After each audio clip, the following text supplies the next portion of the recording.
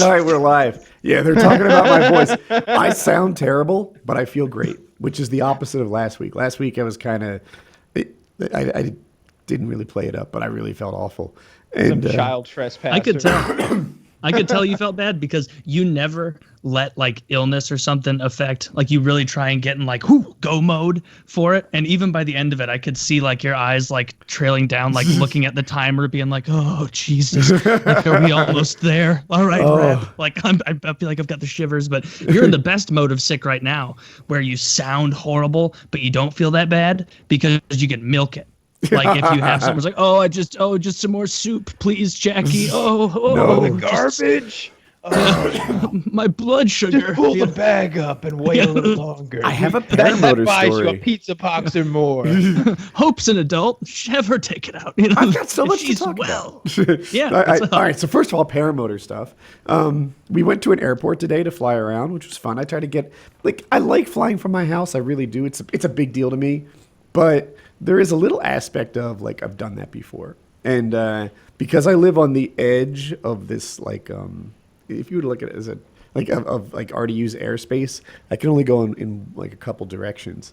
So I went to a different airport and flew from there, and to get a new thing. When we land, the police are waiting for us, and like he's coming up, he's got the lights going and everything, and I am fully confident I did nothing wrong. I know everywhere I flew. They're there for the Nighthawk. You're right. I knew. Fucking messed up my Which door. one of you is the Nighthawk? So I'm the Nighthawk. Like each member steps forward in turn. I think the Nighthawk is sneaking. They don't have around enough behind storage footy to take somewhere. all of our buzzers away. the cop lands and he's got the lights going and everything, and I'm not that nervous because I know that like everything I did was legal, and I'm thinking to myself, well, I may have to explain to him, what the rules are and stuff, but this will work out okay. It turns out that someone had called 911 and said that terrorists were dropping packages in the like nearby fields and stuff. Yeah. And I was like, I can assure you, I didn't drop anything. Like I'm like checking my phone and stuff. And he's like, no. You're the package. Like they thought that you were on a parachute. And people had dropped me, and I was with a friend. That they dropped the two of us, and that we were like, I don't know, some sort of terrorist. You were the Nighthawk. And I thought it was all trumped up in the news about Putin, but I'm seeing a couple of them come down right now. Right. Yes, sir, North Carolina. So Not the fight. he had a lot of questions about paramotors and stuff. You get the same ones. How high can you go? How fast? How far? And he was a really nice guy. But that was a first for me. No one had ever accused me of being a terrorist package. Terrorist. Funnier that they weren't saying that. Like that you thought at first that they were meaning that you were like dropping care packages to, I guess, already established terror sects in North Carolina there. But instead they say, no, you're the package. Like that's the general floating down to start recruiting, I guess. Now that I think about it, I was thinking, so the paramotor is kind of a pleasure thing for like a almost dirt bike, not that useful. Yeah. I just thought, and it's a legal thing, but of an illegal thing you could do with that paramotor. Because there were people in Colorado talking about like the smuggling problem with people smuggling the weed out of Colorado, and they were talking about they've caught people where they would put it in tins in vacuum sealed bags that weigh the correct amount, and they're all sealed and packaged, and it's like, how you could fly a huge package of marijuana out of that state, land in a designated field out in the middle of nowhere, refuel, and just keep hopping. You can't be stopped. It's happening. You are the night. You're the So Rangers come up and they say, hey, we've seen you been dropping packages into Kansas. You can turn around and pull your gun out and go, I am the package. And then right there. what Kyle described. So rather than small packages, people are using 300 pounds, right? So they have paramotors, but there's tandem paramotors. So like rather than two people going, it's one person and a load. And I forget the exact country, like somewhere in Eastern Europe, the cigarette taxes are so ridiculous that's what they're smuggling in, cigarettes, and they just bring like 300 pounds of cigarettes, a tandem paramotor, land somewhere else, and it was like I don't know, in the paramotor community, I gotta tell you, we're all up in arms. Hey, the Like Mexicans. stuffed into something to look like a person, so they're just looking up. Oh no, that's just two Right. people. And meanwhile, they have like code names like all right, you're all clear for the Marlboro Man. It's a straw man, like if I'm a farm made out of cigarettes instead of hay. Captain Cool is making his approach. Let me shut hasn't this door. moved the entire flight. The Mexicans don't have paramotors, do they? Because that would really circumvent Trump's wall. I think they The do thing- have them. Shit. That's the We have an thing. account for that. We'll need missile batteries. I Like, have it goes another back- thing. Saying about the Russian thing, like when we were doing the Red Dawn, and you kept trying to come up with ideas to make it useful. Yes. Yeah. Like paramotor. It's exactly the same thing with the terrorist thing, where it's like if we saw terrorists coming over on paramotors, any fear that any American had of terrorism should dissipate. We'd be like, oh my God, they're coming over with fans. You're right. Yeah. Slow down into the ocean. Oh, like, I can't wait for the next terrorist attack where like 16, 19 paramotors all bounce off the side of the Empire State Building and they go shooting down like a bottle rocket. attackers, 15 wounded. The 16th fell from it so low, even he was unscathed. There was minor damage to the third floor window, and it's out front. That'd be great if next time they use that. There's another thing. I'm dominating the but Hope got her first job just recently. She started last weekend. I helped her put her resume together, which it's She something enjoyed? I'm good at that. I'm a resume expert. All like my extended family and stuff run them by me, and yeah, she's enjoying it. She works at it's a temporary store that sells prom dresses. So she's I don't know, like she's a salesman. The people come in, she gets the dresses from the back, she helps them try them on, and apparently there's details about how a dress is presented. All these straps and things need to be in the right spot, and that's what she does. She sells prom dresses. So And she's probably like it. it's it, a like- really good first job for her. Like it's just where it you should be. I've been trying to get that job for the last 6 years running. It's a competitive market. It's a competitive market. I've been volunteering my services for free. Like you can't get in there. It's a competitive Changing fucking room market. attendant, they just won't. They do won't take not you. want Yeah. a grown man doing that job. It's sexist. It's sexism. I I'll agree. say it right now. Mr. Myers, for the final time, we don't have someone who stands and watches the girls try the dresses on. I got a real eye for fashion. That's why I brought my camera. It says that you are loss prevention, but you just seem to want to watch these girls change. Yeah, not many people use Polaroids these days. None of them get unless I'm the one who's supposed to you don't even get to try it on.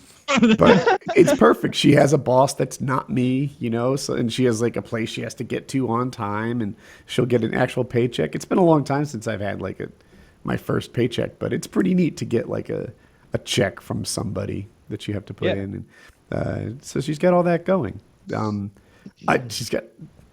I think she's too busy right now. She's the lead in the play, and she has a job, and she's got a tough school curriculum. But the play thing's almost over. Next weekend, I'll see it. She needs some magic cards. That would fill her spare time. Right, Dope. that's what she has spare time. Yes, that's what you want her to get into right before she goes to college. Yes. Expensive, useless habit. Using textbook money to buy cards and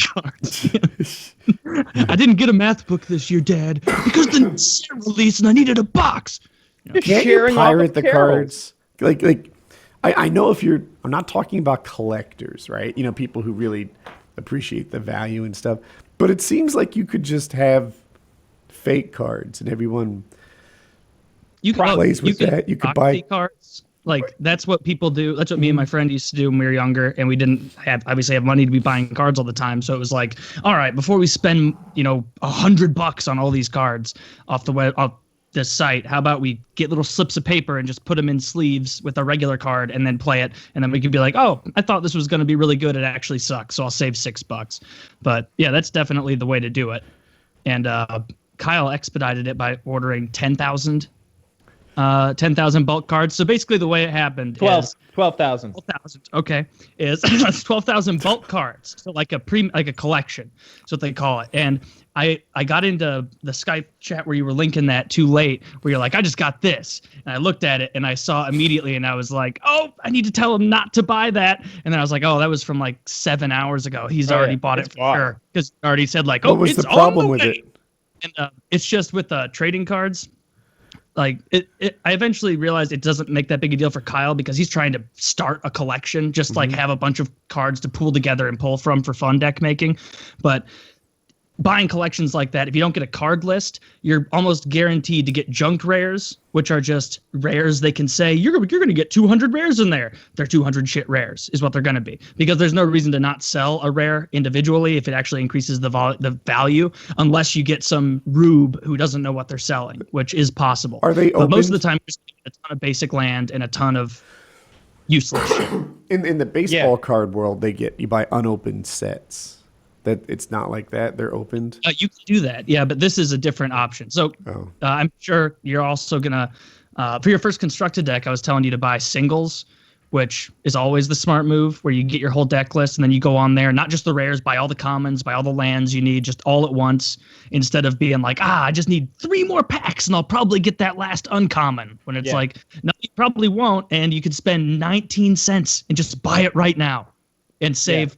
I don't know $16. enough about the game yet and how to construct a deck and how to like work different strategies to know which ones I do want. I need to, I've only played like a few dozen hands, I guess. So I just need to play more. I haven't played the white deck at all, really. So I'm gonna have to play a lot before I recognize like strategies, and if I'm trying to get a bunch of flying creatures out really early, or if I'm trying to like hook up a life link thing that's gonna work really well, or whatever I'm trying to do. I need to learn that strategy before I start buying cards to make it happen. If you don't mind me asking, how much do you spend on 12,000 cards? $150. Okay, so that's not anything Yeah, outrageous. and 7,000 of them are from that storage locker that Kitty got. That's where 7,000 of these cards are coming from. I bought 5,000. I see. Kitty bought 7,000, and we're combining our collections and digging through them to For do all I our knew, thing. you were paying like 50 cents a card, and I'm like, Oh, this God, is a big no. investment, Lord, like I don't know. No. Yeah. No, see, that's the thing. Like, to really get into this thing is like a pretty modest, amount of money. Honestly, I'm hoping that there's going to be 12,000 cards on the floor or whatever it is. Yes, 12,000, and we're going to pan through them like a river, and 90% is going to be sand, but every now and then there's going to be like, oh, look, one slipped in, and we're going to find one cool thing. I'm hoping for that, and I'm really hoping that her 7,000, because her 7,000 that she bought, she won an auction for an unclaimed storage locker. So this is someone's like 7,000 cards that they collected, not just 7,000 bulk cards that have been thrown together and perhaps picked through to make them less valuable.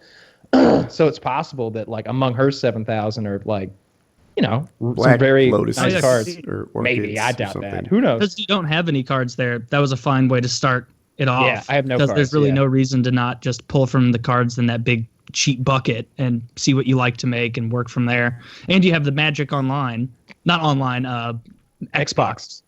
Which, Yeah, I'm digging that too. yeah, it's almost so dumbed down in some ways that it's aggravating. I figured out that you can, or I guess either you or Chiz might have told me that you can make the deck normally and have like total control over it. Because at first, when you try and make the deck in that game, it makes you like pick from a list of cards. Oh, It's you like, did that. I did. That's what I did the first time because I didn't know that there was another option, and I was like, "This is bullshit. Like this deck sucks. I didn't even get to pick it out. Like I was just the person that they chose what to pick. Like I don't know. Overall, it's not as good as the older Magic games, but they weren't free, and this one is free, so that's nice. But yeah, I'm really glad you're into Magic.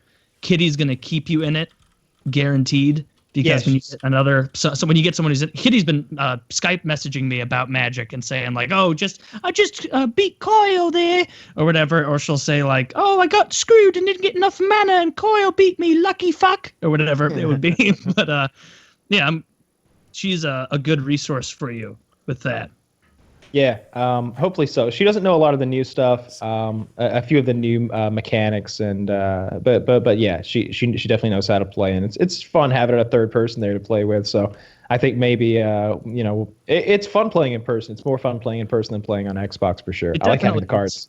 'Cause I like having in my hands like the tactile feeling or whatever you'd call it. And then also in Xbox, it's annoying where I can't tell you how many times I've lost on Xbox because I'm like, is that creature blocking me? I can't notice the thin blue line that would be there if it was. Yeah. And it's like, well, I assume it's not. And then I hit continue and it's like, aha, you are blocked. And it's like, I'm okay, playing on my big TV, Yeah. and I'm still like squinting and like trying to figure out what's going on. It seems like it really needs to zoom in better. They need Yeah. a better mechanism for that. But they yeah, almost, it's like, still lay fun. them on top of each other sometimes, which is hard. But Yeah, you never but played Magic at all, did you, Woody? It was D&D that you played when you were younger, I right? did play D&D. Yeah. I've only watched Magic. I don't think I've played it. yeah, Yeah, I couldn't remember if we played the game. Well, I'm really enjoying it. I like it a lot. As soon as we get done with this, I'm going back upstairs to mess with my deck a little bit. It's amazing to and me how place. addictive this game is. You know, Kyle's not unique in this. People play Magic, and Magic takes they get really into it. There's a lot of like Cardboard basic cracks. math. So there's a lot of basic math involved, just addition and subtraction and multiplication, and there's a lot of there's so goddamn much strategy. I was like just from what I've gandered so far is that it's fairly easy to like grasp the mechanics of the game and be able to know that you draw 7 cards and when you play a card and when you don't play a card and how the my card kills yours and your card survives or whatever and all that stuff.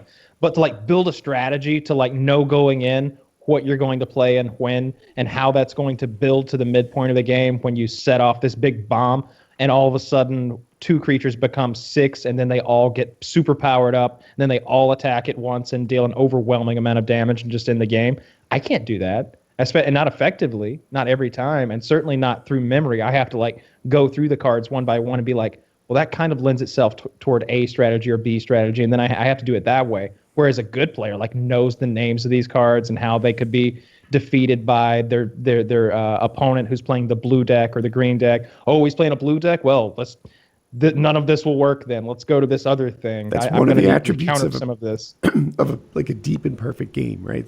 The term I heard is it's easy to play, difficult to master. Mhm, And when it's you accurate. get that, I mean, you can just get really into something. And, it's like and my there's the toes. collecting aspect of it too, because all of a sudden we're collecting these. If you ever like take a second to look at the card, it's pretty nice artwork, and Real nice. there are foil versions of any and every card that exists in Magic, which are just shiny and holographic and really catch the eye and glint on the entire surface. Yeah, and it's like, oh, look, you've Decks got- right there. These are the ones I didn't bring because I was like, these are not helpful for teaching people how to play. fair It'll at be all. upsetting and ruin Those are your fun. douchebag decks. These are the that you douchebag spent- decks. Yeah, you spent hundreds of dollars making sure you could piss off some people. Yeah, that's what happened there. Definitely And that's is. the other aspect of the game as well, is there's like different versions of the game, and we're playing sort of this what do you call it? Like in racing or whatever, when there's no limits to what you can have, like Formula One.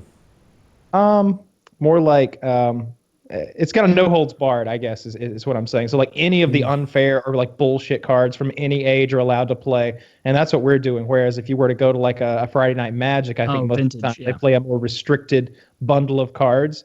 And so the friendly version of Magic that we're playing, this unrestricted version, involves all of these outrageously overpowered cards that are just awful. What- It's a It sounds That's a fun way to play, very though. pay to win. They keep it. So in some formats, it definitely is pay to win. Like if you do vintage, which is any card from any time is available, you can use cards from like 1994 when the game was new and the cards were way too powerful. And if you can afford $15,000, $20,000 to put multiple copies of a couple of those in your deck, you're going to do great. But if you can't bring those cards into, say, a Friday Night Magic tournament for anything other than just like a for fun game, like you can't put those in your normal deck. But that's how they rope you in with Standard, which is like the main format, where they're like, all right, you can only pick from the last 3 blocks in a set of cards. And so every few months, one of them's rotated out. And so they make you basically be like, I got this standard deck and my strategy with red, blue still works, but they're rotating that set out. So I got to get more red, blue cards. And then a set down the road, you're like, this whole deck isn't even working anymore. And they're changing up the meta. I'm going to have to switch over entirely. And then you have to make a whole new thing. Like standard, I've tried to keep up with it before, and it's not worth it, I don't think. It's more fun to play modern or legacy, which is you get to use a lot of the old cards, but it's not vintage where some dude who's, 52 and has played the game since 1993 and has a lot of money is just like, hey, I got 4 of all these fucking cards in my $100,000 binder. What you can do is like, I think a lot of those Friday Night Magic games do like a draft game where like you draft from among cards that are just provided there, and everyone, they rotate around the room, everyone picking out one card at a time, and that way it's no money required, right? Just your entry fee, and you come and sit down with cards that are provided. So that's those the are most fun. Yeah, I would imagine so. Because you basically just sit down in front, and you have a few packs in front of you unopened, and you open it up, and you pick one, put it face down, and then hand it to the person on your left and the person to your left. Usually it's 8 people. When we were doing it, it was fewer, but that's so much fun because it really keeps you on your toes of like, if you get halfway through drafting and you realize none of these strategies are going to work, like you're kind of fucked in a way. Like you really got to finagle. And there's also like as you're drafting, you're handing each player the packet of cards and it's being diminished as it rotates each time. You might quickly notice that, whoa, the whites are disappearing from this deck very quickly. Someone is picking all whites, and perhaps there's a strategy that you then need to employ and be like, whoa, I need a lot of blacks in my deck now, or a lot of blues in my deck now. So there's just there's a ton of strategy in this game, and I'm really digging that. And amongst it, there's the basic math that can still trip you up a little bit if you don't account for how many steps there are and when to add 3, damage to a thing. Like what order to do things, I guess. You've got to really sit and think for maybe 10 seconds about, all right, I want to do this in X order, and all these things need to go off at the right time to do the most damage and to protect my creatures the most. It's fun. It's like a video game. It's just like a video game. Yeah, and like with flipping cards. It has like plateaus where like you're right at first, like you get the turn order down, you understand a lot of it, and you feel like you get a huge amount of it, and then eventually you're going to get to a point, probably pretty soon, where you're not like trying to fuck your opponent over as much. Well, you're still doing that, but you're also thinking about how you can get them to fuck themselves. Like you'll become familiar with cards in opponents' decks and what they're playing, and so you'll know, okay, they're playing blue-white. I can tell from what they have on the field right now. That means they're going to have they probably have a cancel in their hand. I know they want to cancel one of my creatures, so I'm going to play this mid-tier, force them to waste it. Then I'm going to play this other card that benefits from a permanent leaving the battlefield, or whatever the fuck it would be. And so like those are the most satisfying things where like you feel like, aha, I've rused you into wasting your own things, fool. And then you're like, I'm playing a card game against an 11-year-old. You should probably settle down. Yeah. But yeah, it's a ton of fun. It's so addictive. I was reassured last night when, like, I don't have my mic set up or anything, but I was playing Xbox, and this guy was just trouncing me pretty badly. He was a level, I don't know what the levels go up to, but he was level 40. That's the highest I've seen, which means he's won 40 more games than he's lost in a row. And I'm a level 1, or I think I got up to a level 3, and then there was a drop back down. But like I could hear his voice come through every now and then as I was playing cards, and it was a grown ass man, and I was like, all right, this doesn't feel so bad, right? Like if I'd heard, he played the Phoenix, cancel, I'd have been like, God damn it, this is just humiliating. But it was a grown ass man. I didn't feel so bad. He was over there actually contemplating the things I was doing. But yeah, fun game, both online and even more so in person. I'm starting to understand what those smelly, crowded rooms at PAX were all about now, but they're all starting to make a little bit more sense. Not a ton of sense, but a little bit more sense. A little bit of Vicks Vapo Rub under the nose, Magic Tournament, no problem. Kyle's going to go in there, he's going to win some card games and steal some girlfriends. Steal some girlfriend. Multiple. Yeah, right? He's just going to go out there with like 1 trophy and 6 girls. I think there's a lot of girls that play Magic. It seems to be a really a card game that attracts a lot of women. Yeah, it's very inclusive, I think, just because it's a lot of fun. Yeah, and a lot of the creatures are women. It's not like a male-dominated game. Although, so neither's poker, I suppose. There's a lot of women who play poker. Funny, like I every once in a while, like you'll see something where like Magic, including more diversity in its cards or something, and it's like I can't imagine any more diversity. Like there are goblins and ghouls, werewolves. Everyone's represented. Right. There are trans creatures that become other things. You know, Are there like, fairies in the game? yes, there are fairies, elves. Name something, and Name a magic thing. has a creature of it. Oh God. Of course, there are goblin balloon men. Half goat, up half there- people. What are they called? Not centaurs. That's the car. That's the horse. Satire. There's Satire. probably Yeah. centaurs, minotaurs, all that stuff's probably in there. Minotaurs, human males, human females, human children, There's black dudes, black chicks, black people, anything and everything. Yeah. brown people. Like it's never about like I don't know. It's just such a weird thing to notice in a game where half of it is like I play my ghoulish devil to attack your, reaver demon. It's like there aren't any trans demons in this game. It's like how would you? Does it have a gender? It's just a demon. You're like, actually, my demon identifies as a werewolf, just so you know, and so he deals double damage this turn. So he gets that bonus. That's what you should do. There All are of my three creatures werewolves on the board, so +1/+1/+1 for him. It doesn't work that way. No, but yeah, a fun game, very addictive. Did you watch the Holly Holm fight? I didn't watch it. No, I just read about it. Have you seen the replay? Yes, I've definitely seen the late hits. I've seen it 3 times now. I think Durandamy, without the late hits, if we're not talking about point deductions, won by definitely 1 point, probably 2 though. I think unless you're talking about dinging her for 2 points, it's a Durandamy win no matter what happens. Those late hits are bullshit. I hate them. Well, you have to. So I know that the ones I saw anyway, at least the second one, maybe both. Holly looked rocked by those late hits. The first one was at the end of the third, I want to say, or maybe the second. Whenever it was, I think it was at the end of the second. And when she got hit on the left side of her face, she was staggered, like her knees went wobbly, and then she had a big mouse right here that might have affected her vision a little bit. Her question mark kick late in the fight was beautiful. She missed on an opportunity where she had Durandamy rocked. Durandamy actually, went to her. Go ahead. The point I wanted to make is I don't know how strong Holly would have been, say, for rounds 3, 4, and 5, if she didn't get late hit at the end of the second, right? Because she was on Bambi feet, right? She was Bambi on ice, and that just means that she may have never just been the best version of her because of a cheap shot. It was the best version of her for at least rounds 1 and 2 though, and you can't take away it seemed like what was happening is Holly was coming in with I don't know a 1-2-1 and then a kick or something like that, lots of combos like that, and the Durandamy is taking 2 steps backwards and countering hard with a right, and occasionally it would hit and occasionally it wouldn't. It wasn't hitting all the time, but it was making a lot of contact. She was counterpunching really well. Holly's oblique kicks weren't working. I didn't see any amazing taekwondo. Yeah. Oh, yeah. Well, she's from the same camp as John Jones. Yeah.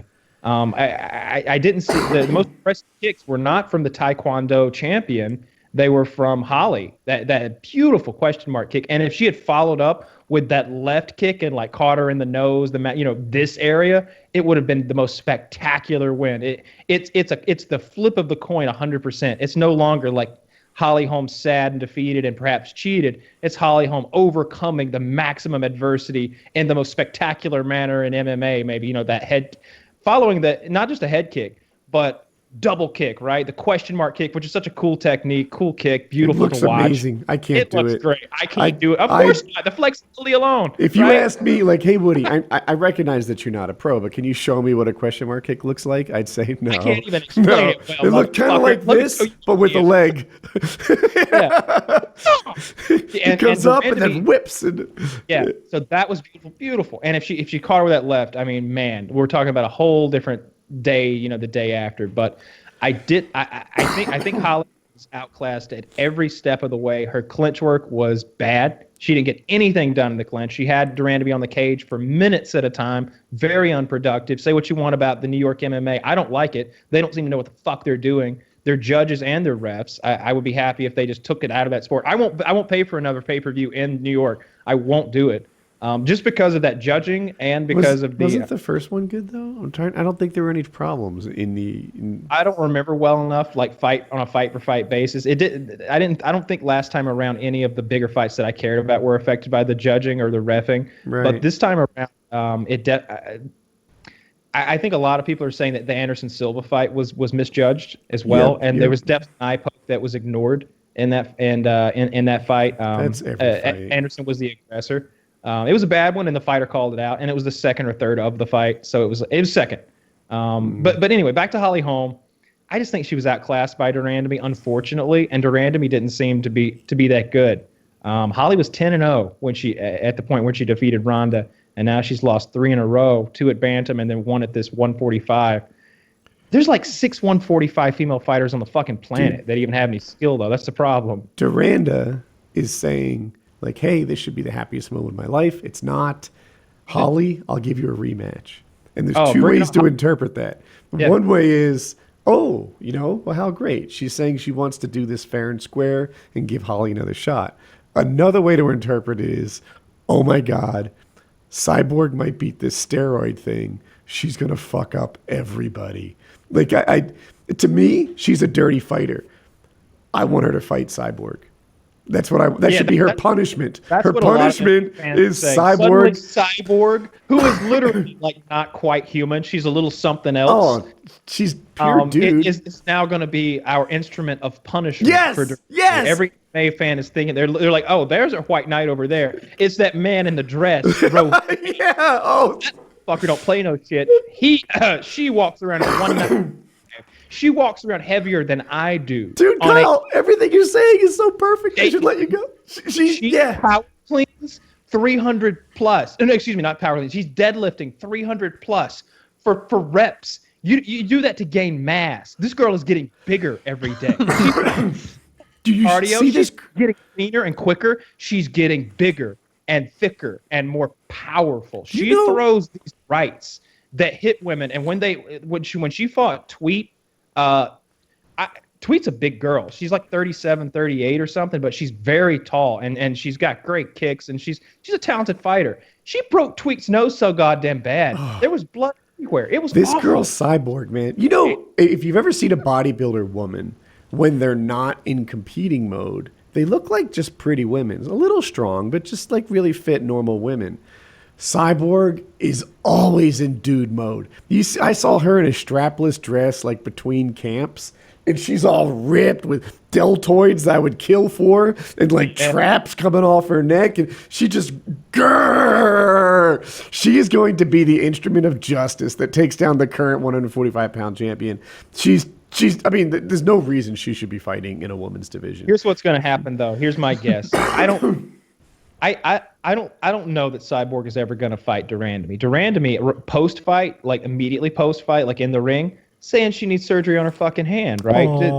That's like a year out, right? Like, and when you include like a camp and like scheduling a fight, like she's talking about not fighting for a fucking year or something like that, 8-9 months minimum. If it's a ligament in her hand, in her right hand, you can't grapple with a fucking semi-repaired ligament in your right hand, and so like, where's Cyborg going to be in another year? Getting into her 30s and getting tested. Cyborg will just be coming off her suspension, I guess. I don't know. So if people don't know, the rumor is that this like steroid mask that she takes is used to treat like one of 3 things. And they found the doctor that said she has all 3 of them. So therefore, it'll be like a prescribed appropriate medication, not a mask for steroids, and her suspension will be very short. Now were they also things like real problems medically, or was it like restless leg syndrome? No, they were problems sweaty hands that like perhaps someone on a lifetime of steroids might have. Like her body just doesn't produce this normal level of. My balls ache when I pee. My clit's leaking. The problem, they're like, she just doesn't have the right level of estrogen because her body just doesn't, for some reason, doesn't make hormones like other women's bodies do. And by modern the Marvel. way, this is not the first time she's been busted for roids. This is the second time she's been busted for roids. It's the first time she's been tested out of competition, and presto, guilty. First Yeah, but hit. Woody, that assumes she hasn't learned her lesson. I'm sorry that she hasn't what? That she hasn't learned her lesson. Oh, and that's a changed. fair point. She has Yeah. learned her lesson. It's that paying off the right doctors and lawyers will get you right back into the Look UFC. deep into that jaw and tell me she's on steroids. Deep into those eyes. Fucking, Oh, there's like, sunken in people Cro-Magnon man face. Is that a steroids Skull. thing Can't where it just almost stick. looks like their eyes become like deeper in their head? The skull, it's a, if I understand right, and there's a lot of expertise it takes to understand this shit, but human growth hormone can cause your skull to continue to grow, and that can be one of the things. Eyes look deeper because your skull keeps growing in a weird way. That girl never had a small head, though. Let's just be clear. Like, there was never a time where she was a dainty little flower or anything. She's been a big girl always. But yeah, I'd like to see her. You know, in baseball, you see like Barry Bonds rookie pictures. And Yeah. he just looks like Oh, an yeah. athletic college kid. Oh, And he was a completely different kind of hitter. You know, he was a base runner, a guy who hit and run, like completely different kind of player is what he became late. what does 16-year-old Cyborg look like? For all I know, she's a dainty, hot little girl in a prom dress or something. Yeah, and she's turned into Guaranteed. someone She who was beats Joe Miss- Lozon in she an was arm wrestling my only contest. Fucking female power lifter, 2008. There wasn't a women's class, so she competed with the men anyway. Like Little this Miss chick- Cauliflower Ear. Yeah, little Miss Cauliflower here, fucking slamming kids at 8 years old at wrestling camp or something. But yeah, my thoughts on that is I hate those late hits. The first one made contact, hard contact, the kind of contact that, you know, we talked to Joe about. What about those little hits? What are those like? It's like, those are annoying. You're waiting on it. You know you're gonna fight. You know, so like it was a couple of those that she got at the second late hits, but the first one, not only did it make contact, it hurt her badly, and the Durandamy looks like at her corner and sticks her tongue out like, hey, got her. Like she did that twice. She celebrated the late She hits. knew. She knew they were late, and she thought it was funny, or maybe she thought, oops. Wait, I'm misunderstanding. It was this girl who threw those? Not Cyborg. It was this recent fight was from Durandamy and Holly Holm. They were fighting in the same weight class that this Cyborg monster might be able to slim down to. She's done it before. Kyle's on fire. She's terrifying. She would beat me to death, and that's not an exaggeration. I couldn't outrun her. If you put me and her in an open field and you give me 100 yards, advantage, she runs me down. She catches me and she murders me with her bare hands. That's what would happen. I would have to hope that she wasn't expecting the eye gouges. That's all I can like. If she doesn't expect the eye gouges, I've got a chance. But that's it. When right? I'm outmatched, right, like practicing or sparring or whatever, it's a little victory for me if anything that I do, like if anything I meant to do actually happens. And if I was against her, nothing that I aspired to happen would actually go down. That's just no chance. Because you don't even have like the size advantage or the mass advantage, which is just as important that you would have over like 99.99% of every other woman. She weighs as much as you do. How much does she weigh? She's walking around at 195 plus. Yeah, something like that. She's really big. Big power lifting, power eating, performance enhancing drug using professional athlete who's motivated to beat other women to death. You know, she wants that kind of. She wants the money that Ronda made, I'm sure. She can see herself up there as like the real fucking deal baddest woman on the planet. You know, she was like bullshit when they were calling Ronda the baddest woman on the planet. She's like, she knew she could kill Ronda. I'm sure she knew it. Like regardless of what Joe Rogan or anybody else was saying or what we were saying, who didn't know what we were talking about or whatever. Right. Yeah. It's a terrifying woman. But yeah, as far as the Holly Holm fight goes, if you take those late hits out, clearly a Durandamy win. But when you include them, I think that it should have been a draw. I think it should have been a draw, and I think they should definitely rematch it. I hope that she's bullshitting about that or about her hand or whatever the fuck she's talking about. I'd love to see her next fight should be a rematch with Holly in like 6 months, 4 months, 5 months. I want it soon. Can you do that in the or in UFC? Just be like, "Oh, I hurt my hand," and then come out and just be like, "Actually, I lied to my employer." Yeah, they might take they could, it's the UFC though, like so they could always like what do you call it? Your belt. Strip. Not necessarily. Yeah, basically. for all intents and purposes, basically just take your belt away and have somebody else fight. Sometimes the UFC will ask you to see their doctors. I know they did that to RDA when he kind of broke his foot and couldn't fight Connor. They did it to somebody else too. But I've seen at least 2 instances where they're like, "Oh, you hurt? Come see our doctor. We'll see what they have to say." So it'd be hard for a champion like that to just full out lie. But I've never been so frustrated with a fight because I felt like the referee was actively impacting the fight in a number of ways. Holly wasn't having any success with her clinch work and her cage work at all. She really wasn't. It was embarrassing, and she kept going for this high crotch that was fun to watch, I guess. But like she was literally not strong enough to lift Durandamy from the high crotch. And she never went for like a double leg or anything like that. I don't know if that's in her repertoire, but she just didn't. And those were the only takedowns she attempted the way I remembered. I don't think Durandamy really had to shoot very much. I don't know what Holly's takedown game is like, but that should have been her. If I'm Holly Holm's coach, like we're training takedowns in wrestling. You don't want to fight this Taekwondo master, right? And that's what she did. She kickboxed a Taekwondo master. And she got counterpunched for 5 rounds and lost a close match. Holly is a kickboxing champion. So yeah, but I guess it didn't work out. She was getting walked down. You know, she's on her toes, hopping around and giving out her kias a split second before she's throwing her blow. So it's an audible tell every single time she throws a blow. Durandamy's not even looking at her feet. She's listening for the kia and counterpunching. She was outplayed by Durandamy. If Durandamy hadn't had those late hits, we'd be talking about, man, Holly Holm sucks now. That she was a fluke. It's 0-3 now, and Durandamy kicked her ass. She's got some skills, but instead it was a really close fight that I think should have been a draw with the point deduction.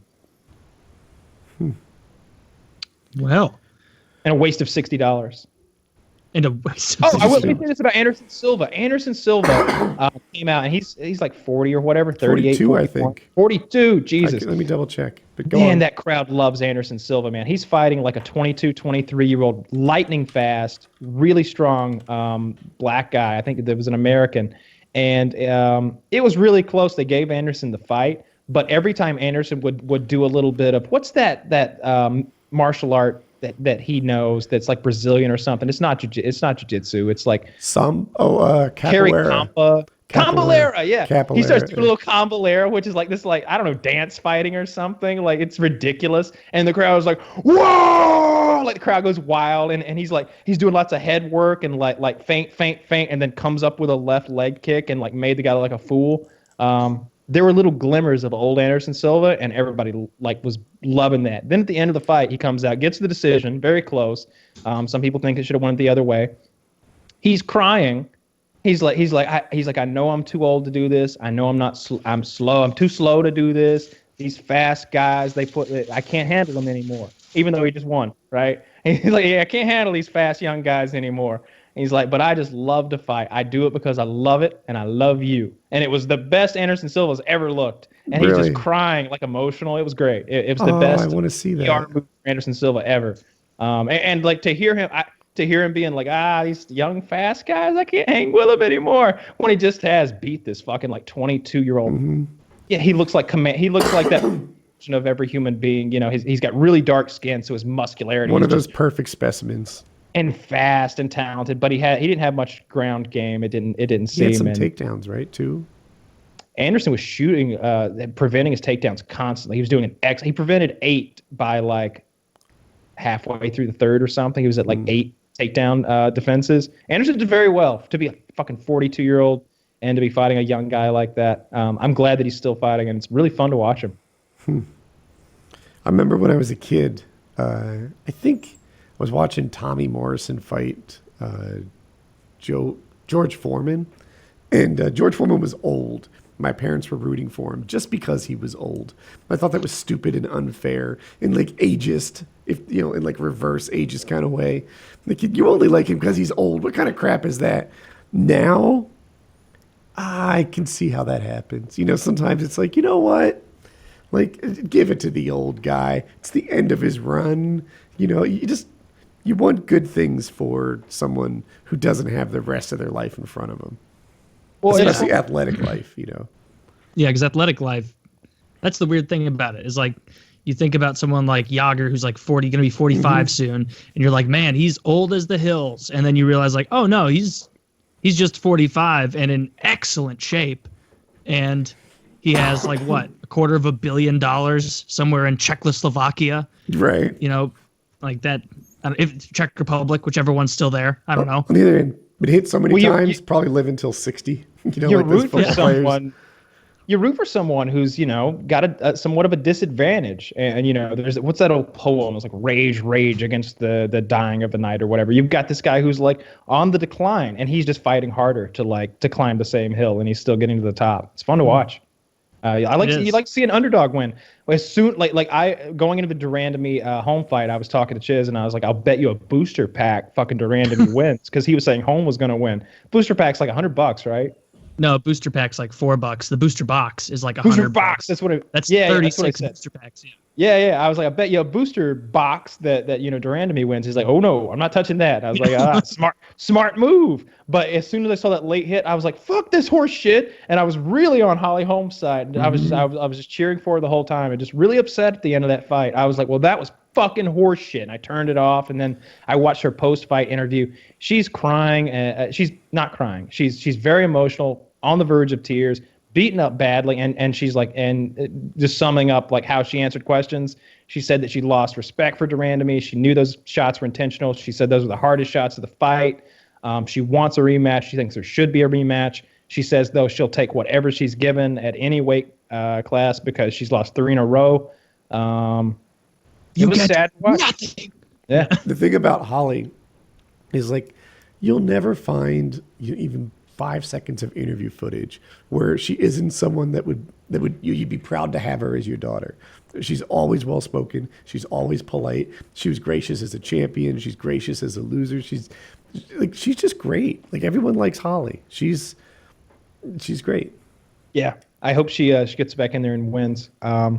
Next event, I think Khabib is fighting. He's fighting Tony Ferguson. Yeah, that's you got your number one contender and number 2 contenders fighting each other. That is a huge, huge fight. That might be for an interim belt. They haven't said that. That's a Woody thing I just said. But the thing is, I don't think it. Well, they'll have to fight Conor, right? Is that that's at one? So Conor and Mayweather just agreed to fight terms. It's not signed. Fight verbally, though. Yeah. You're right. But if that turns into something, and now Conor's going to take a year to prepare for this boxing match, they could totally either strip his belt or interim these other 2. Yeah. You know what a hilarious group of videos on YouTube is? Floyd Mayweather highlights. It is so boring. Like, he is Stop. If you back up. Yeah, run away. Like, I get it from like a boxing standpoint, but he seems just like throw a Batman smoke bomb. Is that legal? he seems like a you know the term like comedian, like he's like a boxer's boxer. Like, I feel like other boxers and people who know shit about boxing watch him with his like shoulder up, and they're like, God damn, like how did he know to go that quick and like dip and dive and dodge or whatever? But to anyone like me who doesn't know anything about boxing, or to most people who have a middling knowledge, trying to watch that after being introduced to UFC is like, this is just not exciting. Like, I know nobody's going to get kicked. I know nobody's going to get tackled. Like, UFC just really raised the bar of like what's at stake, it feels like. Well, I guess the same stake of being actually boxing. Those guys seem more mentally ill in their 50s than UFC people, because they're distributing that beating, right? We need to wait and see. Because in the UFC, you get knocked out with 1 punch, usually 2 punches, but not hundreds ever. Not hundreds to the face ever. But in boxing, you can get that. You can get hit 100 times more. And it's just choof, choof. And it's that cushioned blow that's just putting your brain against the side of your skull. You know, to get that thin layer of liquid. And then eventually that layer of liquid gets diminished and diminished and diminished the older you get. And it's just So Kyle's right. This is an argument that MMA fans make a lot, and MMA promoters. But my counter is, let's wait. Let's see, like, the people who are 30 now, who've been doing it for a long time, what they look like at 50. Because, like, I would argue that we don't have enough fighters from the 90s you know, to like compare. You know, boxing has 100 years worth of boxers that we know what they grow up like. Abbott, a beacon of health, right? Agency. And Chuck you know, Liddell- Tank Abbott, I'm sure Chuck there's a Liddell's boxer you could pretty- point to. And Chuck Liddell's a little punch drunk, man. That guy. He's not Oh, that is he- bad. is he- I saw an interview with him recently, and they're replaying his last fight when he ate that bullshit punt. He was winning. It's real sad to watch. Was it Rich Franklin? I don't recall. It's his Okay. last fight. And it's him and a guy. And he's like, well, we're going to play back the footage if that's okay with you. He's like, oh, it doesn't bother me. I think it'll be harder for you to watch than it'll be for me to watch. And, you know, because he's winning. He's coming in to finish this guy. And the guy hits him with a punch that it looks like any of us could have thrown. This little, just from here, you know, just kind of and because they're really close. They're like in each other's grill. And Chuck gets hit right here, like right in the middle of his chin, kind of a straight punch like this, like that. And it sort of makes his head go down. Instant knockout. He falls down, and his eyes are like doing weird shit, and there's blood coming out of his mouth, and he is not conscious, eyes wide open, and it's bad. It Was looks that terrible. like what changed him, or was Career that just the ending. final That was all right, my career's? that was but his he was last fight. He was old, right? So What As had far as happened to fighters go? Chuck? Chuck's chin had gone away. Part of Chuck's like fighting technique was to fucking run in through your defenses, through your counter punches, eat 2 or 3, 20 of them if he had to, and then just destroy you. Carried Just his destroy arms you. down here. He would fight like this and just throw these like big hooks. And defense, his defense was a good chin. Got a shield right, motherfucker. Hit it. Ding! Ah! It's like, that's then all it was. Somehow it just kind of diminished. it diminished in a hurry though. Like he went from It's that layer of unbeatable.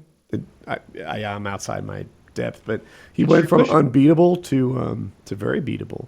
And I want to say he like lost 2, won 1, and then maybe lost 3 or something like that. And Dana White was like, "You got to retire. You got to retire." And he gave him one more. He's like, "One more fight, you lose this, and you come work for me and do a non-job." And that's what happened. He lost $100,000 badly. a year. He just has lost that. Was job, it by the way. 300? Did you say? Like $300,000 a year as like executive, like vice president of operations or some like silly job. And he only recently, like last month, lost that job. You know, they cut him off and guy. Why? The new That's UFC sold to a new group of owners, and they didn't like have the same sort of. that wasn't listed in the liabilities during sale, I suppose. There were 2 by the way, we got fighters. Chuck over here. He just kind of collects Yeah, a check. Matt Hughes and Chuck Liddell, both sort of legends that helped grow the He shows UFC. up the fight, does this. But they worked at a time when fighters made 150 grand, and now it's a $4 billion company. So they're like, "I'll tell you what, we'll pay you 300 grand a year for nothing. You don't do a fucking thing." And Legacy. and when the new company got bought out, when the new company bought it, they fired the people who didn't do anything. But there's another guy, Forrest Griffin. Do you know this already, Kyle? I don't know what Forrest's situation is. I see him Forrest around, and I Griffin assume got it's the me. same job, right? They're like, "All right, Forrest, 300 grand a year or whatever it is," and he didn't realize it was a fake job. He didn't know, so he shows up at work and starts working, and you know, like he doesn't have to. It's just who Forrest is. He's calling meetings, coming up with ideas like, "Hey, you know, how about like I do this? And there's an event in England. I could go out there. I could meet English people. You know, we'll get it all on video. We'll make some promotional shit." And Forrest works 40 hours a week. He doesn't have to. He's like, "I'm getting a paycheck. I guess I should come here and work all the." He didn't have a cube at work. You know, they're like, "I don't really know what to do with this guy." Have a space view. Yeah. He's like Tony Soprano when he like there's an episode of The Sopranos that's exactly like this. Tony is listed as like a manager or employee in all these union specific jobs so that he can be a member of the union, a high ranking member of the union, and he can vote on things. And so like but he's getting stressed out at work. And he feels like he's being told that he's too close to the real illegal, dirty shit. He's like, "You need to be more hands-off, pie in the sky kind of guy. Let these other guys get their hands dirty." So he does it. He goes into work as this bullshit manager, and they're like, "This is your office. Guess we'll have to clear some of this away." It's just boxes piled up and shit. Like 2 weeks working that job, he's got eczema, scratching himself with like erasers and stuff. He's breaking out in hives and stuff. That he needs it. He needs that thrill of being out there. But yeah, he had one of those bullshit. Forrest jobs that got to doesn't- work. They didn't even have a cube for him. There was like not like they're like, oh, well, like, we didn't know you were coming. They didn't have a computer or anything, so they start like getting shit together and they get him a computer. They give him a cube and later an office. And like I said, he's working all this time and he's doing so. Chuck Liddell got fired. Matt Hughes got fired. Forrest Griffin, they're like, that guy actually kind of works here. They kept him. He still has a job. They probably aren't aware that he was part of that other program.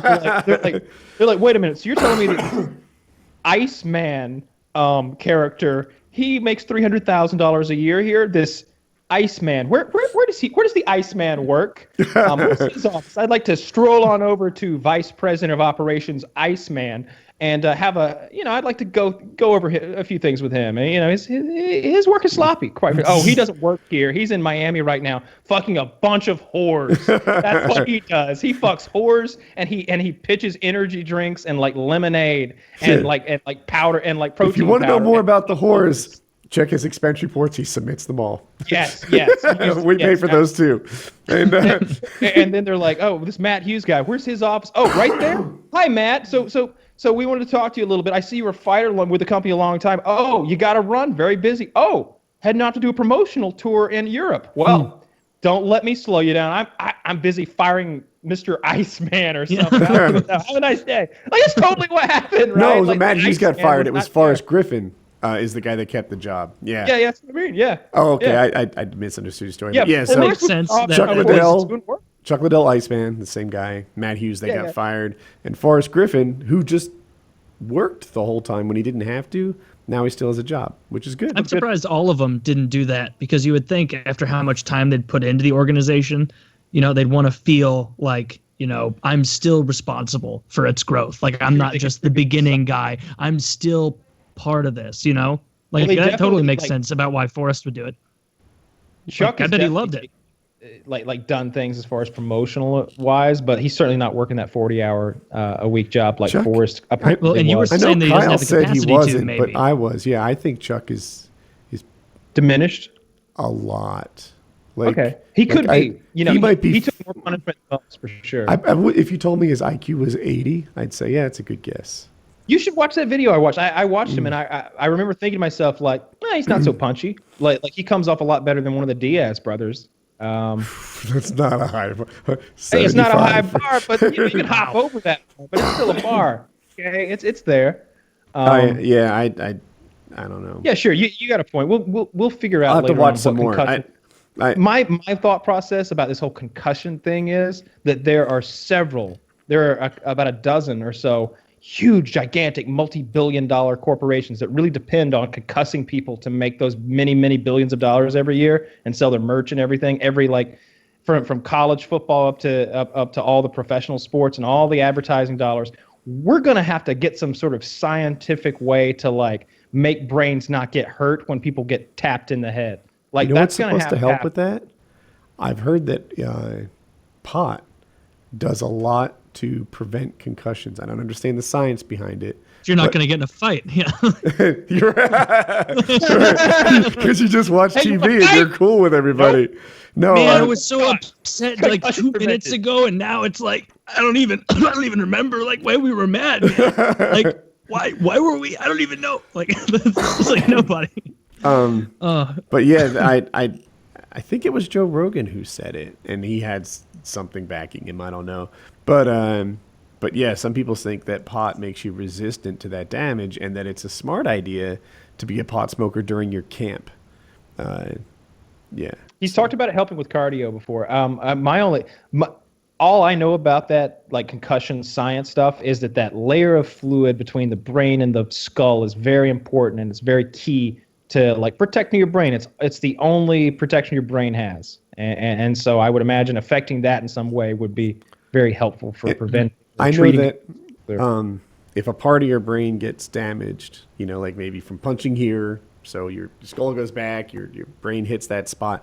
Now you're vulnerable to that thing again. This part is bruised and it's very slow to heal, and that's a problem for you.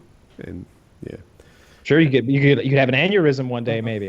We're not neurologists here, Yeah, but that's all that you are. That does a lot of important stuff, and if your job is like getting that hit all the time, it's got to be. Does the whole bit, It's I've talked about this before, and I don't know if I got it out right, but when I was a kid, it was just before my childhood that we found out the heart is not actually as like it. It's another organ like the liver and the lungs and it's an important function, but there's no soul in there. You can like swap out the heart and it's the same person. They only figured that out in New Jersey. I think in the Middle Ages, sometime around Archimedes, everybody else figured it out though, right? Because the first heart transplant, they had to know like, well, turns out he wasn't living in the heart. But the first There can't be a soul in here. It's too full of blood. I want to say that people Reside weren't somewhere else. I might have my times wrong, but I thought the heart transplants happened in like the 50s and 60s. You're right. And they weren't living that long. They were living like 2 weeks. I think like the first one was like the 40s, like when they first tried it, and then like they started doing it like for actual people in like the 50s and 60s. But yeah, it's not nearly as long ago as you might think. Yeah, You're so right. I was born in 73, right? So you make that whatever, I'm 5-6 years old or something, and like people alive, like lots of people alive during that time were like, oh yeah, we just figured out, for sure that the heart is just like liver or kidney or whatever else. Whereas people thought heart was your soul, that it was part of your personality, that like I've never heard. not too I've long heard that, before like, my day. I've heard that like colloquially, like the heart or whatever. I know they used to believe that people did. I don't know when people stopped. I'm sure some people still do. Like I think it was like a spiritual sense. It was a thing that the first transplant surgeons had to assure people, like, oh, trust me, it's just a pump, like the guy's not going to wake up and be like the other dude whose heart it is. And Oh, okay. Yeah, that actually, like a religious kind of guy might be like, you'll go under and then Right. you'll come back as a different man that you only better hope has been saved. like Kyle You said, cannot he's save like, another man's soul. everyone knew it was the brain since like Archimedes or something, and I'm sure that a lot of people did, but like Taylor, there were still people who just needed reassurance. Like, really, you can swap hearts and they're like it's the same dude? Yeah. So, but I don't know. It's interesting to like look through ancient geniuses because there's a lot of them who like Newton. I think it was Newton who brilliant invented calculus and then believed in alchemy, where you could like mix shit together and create gold. And like people in ancient Greece where they figure out like water displacement and measuring volume for the first time ever. Like that silly story of like, I guess it was Archimedes, that he sits down in his bath and it overflows. And he's like, oh, eureka. And then his housekeeper's like, you asshole, like you could have done that, like an apple in a cup, like, and saved us a lot of water. I had to haul this all up here. This is ancient Greece. This isn't they didn't run out of the tap. And that guy, or one of those guys, believed like certain mammals could fly when humans weren't looking, or something like that. I need to fucking remember which Greek guy this was that thought that like animals had almost like a Toy Story like relationship with us, where we like look away from the pigs and they're fools. They think we're rolling around in our own shit for fun. It is all a ruse at their behest. Did they think that, or was that a philosopher who like That's what I mean. It was like one dude. Yeah, like because I had a philosophy course in college. Stupid, I got a C- and it didn't transfer. But I had a philosophy course in college, and we like talked about that, like the notion like of certainty, and for all we know, when we're not looking, goldfish are flying around, and like you can't prove they're not. Schrodinger's cat. Yeah. Yeah, that Whereas one. you don't know the cat's dead until you open the box, and so you killed it by opening the box. Oh, it's dead. I can smell it. That's great. There's a dead cat in that box. We like somehow that cat exists in I both the shook it living until it and the stopped death screaming. state at the same time. Definitely dead. I mentioned on PKA that I didn't understand how it could be in two states at once, and like all the messages I got on Reddit pretty much confirmed that other people don't understand also.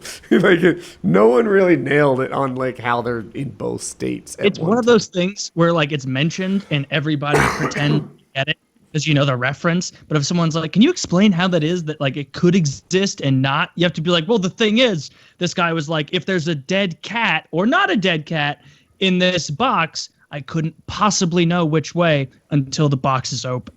It's like, okay, if that's all he's saying, then that's not very profound at all. Right, and Of course it's not what he's saying. Like he's saying that cat exists both living and dead until we observe it's one of those things. And I'm like, fuck no. The cat is obviously either living or dead, regardless of whether I observe it. Prove it. Like that's just fantasy. Like, oh, in my imagination, Gandalf beats the shit out of Dumbledore 100 times out of 100. No. Like that's my imagination. Like if that gets really? the miraculous You don't thing, actually think that, do you? I absolutely do. It would be a bloodbath. Did Which one of them Gandalf could have? die and come back more powerful than ever? Dumbledore did that. Didn't he die? Well, he died, but from the afterlife, he was just, he. Yeah, I guess he did die, but well, Yeah, but how many? my thing is the magic involved in each universe, right? Because Gandalf's magic, and you would know better than me because I'm just going off what I saw in the movies. I never saw any very impressive magic to me. It seemed like he matched up very well against the Balrog, but that's only because they're two sides of the same coin, right? Gandalf is very equal to the Balrog. They're both good versus evil kind of way. They should match up well. Whereas I don't know if that fiery whip that Gandalf what did Gandalf do? Yeah, that fiery whip thing. Like he had magic to like get rid of that and everything, but I don't know if he could have stopped a real whip even. Didn't he land in the water? He was very fortunate that they landed in water. Which seems he fell for like a mile. So like, I know, but they landed in water. So one, yeah, they're lucky to be alive. Two, this is a fire monster that landed in the water. Seemed like that really worked out well for him. Well, he didn't live though. He did die after he finally killed the monster. After he smote his ruin upon the mountainside, as he put it. We've read the books. We know that he fought that beast from the deepest pit to the highest peak. They fought all the way from that pit down there, swashbuckling and casting magic all the way to the top of that mountain where you see in the next scene, and they're fighting on top of Carithras, and then he smotes the Balrog down and it falls, and then Gandalf, because of his wounds, dies. His ruin upon the mountainside. Yes. Kyle and seems onto something. Like I don't remember any. Okay, I'll be quiet. Your point about the magic was that he doesn't seem to utilize it as much. That's just a different kind of lore with Lord of the Rings versus Harry Potter. Not so much a difference in the actual times they can use magic. Like Harry Potter is a story where it's like, oh, we've come across a swamp with no bridge, magicus bridgerus, and then there's a fucking bridge and they walk across it. Oh my god, my meal's cold, heat up in us. And then what was the one where they're like, oh, we need to unlock this door, unlock us, or like whatever the fuck it was, right. Openinium, or that's better than most of the shit, Openinium, and they do that.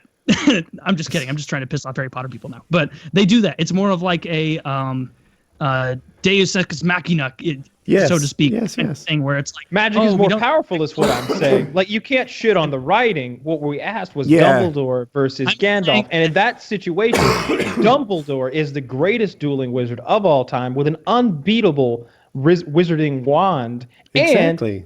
And with a thought, he instantly kills Gandalf. With a thought, he kills him because he doesn't have to speak the spell. He just points a wand and kills him. You can't kill Gandalf. But he would die. His body would die, and then he would go away, and then God would have to bring him back again. He wouldn't. He wouldn't die. He is immune to that. How is he's immune to Then why was he so afraid at the end of the third movie when the fucking Witch King on behalf of humanity? No, the Witch King shattered his staff. He was like, and now you're gonna pay. And Mary's like crying because he knows the gig is up, and like Gandalf can't save him from inevitable orc rape anymore. Sauron grabs that ring. The Witch King could beat the shit out of Dumbledore and Gandalf at the same time. I'm pretty sure. That guy's hardcore. He can shatter staffs like nobody's business. But if we're talking about staff shattering, Gandalf shatters Saruman the White Staff. Your staff is broken. Has Dumbledore ever punched someone?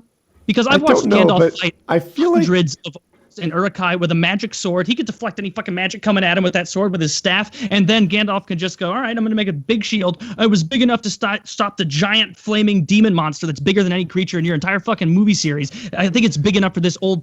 Let me jump in for a second. Taylor, I understand your rant, and you're making some good points, but it seems like in the Harry Potter world, magic is just so powerful. It drains Gandalf to make a shield, and then it wears out quickly, and the guy's like still coming.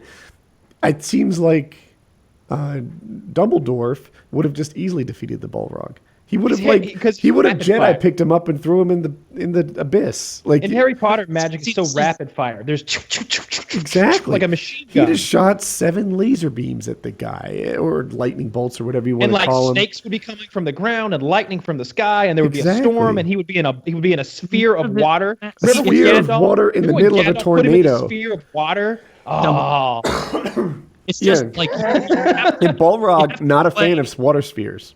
have to play by the same rules, because if the magic is like in Lord of the magical Rings, rules. then Gandalf wins easily, because Dumbledore doesn't know how to fight, and if you don't get to use your magic as much as you want, then Gandalf wins for But I sure. think He's the only that's one the that point can of actually it. fight. Like, But this is the thing with Lord of the Rings, is that you if don't. Dumbledore like, is you in don't Harry know Potter shit. rules and Gandalf is know in Lord shit. of the Rings rules, Don't know what's. Yeah, in that situation, Gandalf still wins both times. Gandalf wins no matter what. Harry Potter fans, tell me how Gandalf doesn't win, because Dumbledore's never thrown a fucking punch. How many demons has he slain that were actual fights and not just, oh, end us this scenus as cheapiest as possible, and then just kill the guy. that's how Like, he no, handled Gandalf. So much more hard. Gandalf has been in actual fights. Has Dumbledore ever just taken a big punch to the side of the head and had to be like, oh, good gracious? Like, no. Gandalf gets the shit kicked out of him, and he's fighting fire demons, and he beats huge dragons with basically dark wizards of their own on it, if we're using the Harry Potter kind of nomenclature. But I have a hard time being convinced, and let me say, this is not at all because I'm wildly biased, and I prefer one. Just say that this is because I'm biased and you're only looking at one side of the story. That's not true, and I won't begin to consider it. I think that not only could Dumbledore kill Gandalf, but I think that maybe any two good Aurors from the the witchcraft and wizardry place could take him out as well. I'd bet you any amount of Magic the Gathering box. Actually, I would bet This is not a bet everything that can you happen. own. I know. Let's get the two actors on the line. Is So it one Ian? dead? So Ian, the That's, first one died, but they replaced him. It's all Oh, the first Dumbledore's dead, and that's Saruman who died. Christopher Oh. Lee, not gay. Yeah. Oh, do you want to wrap on a little bit of hockey news? It's actually interesting, Kyle, please. Go on. So, Woody, you know all those teams in the North. Kyle, come on. In the Northeast, where Boston, their biggest rival is Montreal, right? Like, they hate each other. It's been like that for a long time. Today, Boston let their coach go, and Montreal immediately hired him as their head coach. I didn't know this. And so it was almost a literal cucking. And to make this even funnier, like for the rival like that, this exact same thing happened in 2003, where Claude Julien, or Michel Therrien, the head coach, gets fired, and then Claude Julien replaces him. And the last time it happened was on February 15th. But I don't understand who the cuck is in this situation. Therrien, the guy who got fired from the Montreal Canadiens as the head coach, and then immediately has his rival coach step in his spot. And Oh, I thought he got hired at the other spot. no, he's not hired he's not Anywhere. hired. So wait, Boston said so the- He's job The hunting. Boston guy got fired. Right? I play this back for me. The Boston guy got Boston fired. got let go, and the Canadians fired their coach and hired Claude Julien. They hired the Boston guy. I see. hired the Boston So as soon coach, as they and now- found out the Boston coach was available, they got rid of their own and took him They instead. had already made a decision to get rid of theirs, and then they just grabbed the best coach on the market, who just so happened to be their rival team. And I thought it was funny that this exact same thing happened to poor Michel Therrien. He's had his job Same taken direction? twice. Same direction. He's had his job taken twice by Claude Julien for the Montreal Canadiens within one day of Valentine's Day. Jesus. Twice. The Flyers wife. have been very hard to follow lately. Flyers have been. There's just Yeah. nothing encouraging coming from them. They had a big game How are the against Penguins doing? Because I remember a few months back I said that the Penguins and the Blackhawks would be in the Stanley Cup. Is that still shaping up well? The Penguins are still gay. I think the Penguins are going to win it. I think they're going to be the first team to repeat. Blackhawks lose Game 7, as think- predicted here. As months predicted ago. here. You said I thought you said that the Blackfeet were going to win. Blackfeet winning 7 games, yes. Oh, they Against the beat Penguins. Okay. Yes. We'll see. We'll see how that goes. Penguins are going to have a serious injury.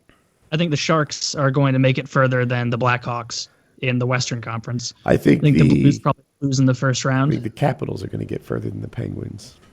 I hope so. God damn, I want to see Ovechkin get a little bit of success. Like you were saying earlier with rooting for the older guys, like he's only 31, but that's starting to get up there in hockey at least.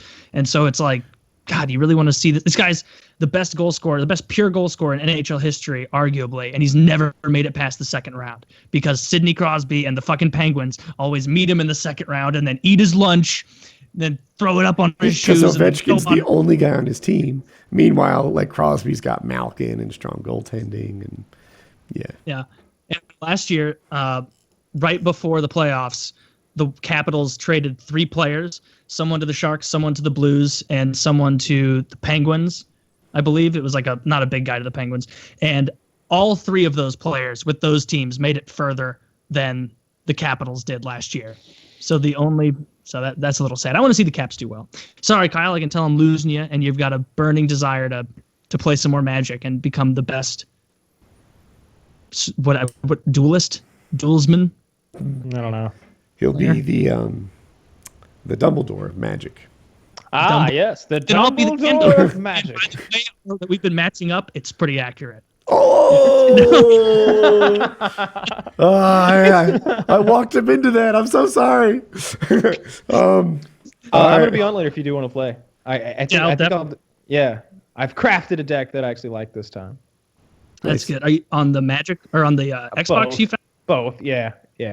They should have a way to facilitate real cards. I don't know. They should. Yeah. They got- I like the idea of each card having a little bit being scannable or having a tiny serial number, punching that serial number into like your Steam game, and boop, now you got that. Now you own that card in game, and like There could be a little reader. You just put it in like a George Foreman grill, and read the card, read the card, read the card. Yeah, I would for sure. Man, I would play Magic the Gathering online tonight if they had that. You'd be scanning cards for 6 hours, motherfucker. Oh my God, 6 hours. I don't think I'm that quick. It's going to be longer than that. And you, especially, with 12, 13,000 cards or whatever it is. Wow. Well, all right. Very good. PKN episode 131. I had fun. Bye, everyone.